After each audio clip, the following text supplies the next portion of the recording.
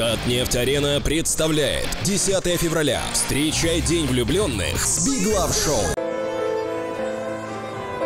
Презентация проектов под биты музыкантов. Один из них «Миллениум». Молодежь предлагает сделать под Казанским мостом 9 площадок для спорта и творчества. Чтобы ребята там занимались и баскетболом, и стритболом, рисовали граффити, построили там скейт-площадку большую. Образовательная платформа для молодежных медиа, центр экстремальных видов спорта. Все это проекты будущего. А вот по итогам прошлого года татарстанская молодежь была самой активной среди регионов страны. Удалось привлечь в республику более 20 миллионов рублей на 61 проект. Действительно, республика заняла первое место в рейтинге субъектов в рамках реализации государственной молодежной политики за 2017 год. И это действующий сейчас на данный момент лидер в нашей стране. Мы и дальше продолжим приглашать в республику большие проекты. Для реализации молодежной политики нужны условия для кадров, заявил министр. Средняя зарплата в сфере всего 21 тысяча рублей. И за прошедшие 5 лет их заработная плата не индексировалась. Принимая во внимание всю важность этой работы, уважаемый Рустам Нургалиевич, просим вас рассмотреть возможность повышения зарплат нашей отрасли. Коллеги, находящиеся в зале, я уверен, поддержат этот вопрос.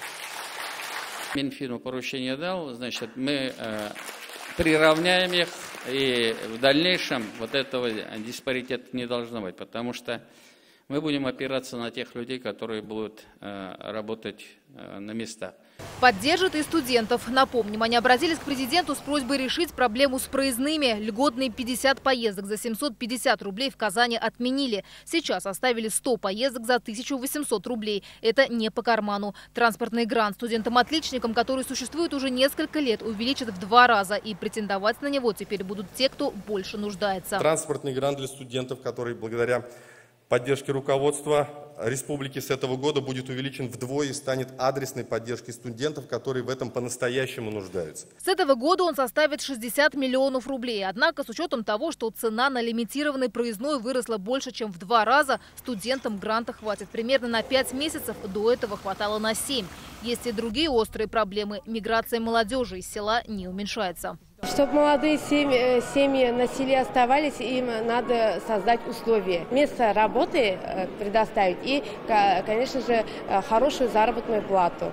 Альбина Закирулина из тех, кто предпочел Москве Казань. Живет здесь 2 года и агитирует не покидать родные пенаты. Я чувствую, что здесь, по сравнению с Москвой, я успеваю делать, жить, любить больше, то есть чувствую себя немного счастливее. Для детского отдыха в Татарстане запустят 3-летнюю программу «Лето детям». На ремонт почти 100 лагерей выделят 7 миллиардов рублей. Анна Городнова, Адрес Интальцев, ТНВ, Казань.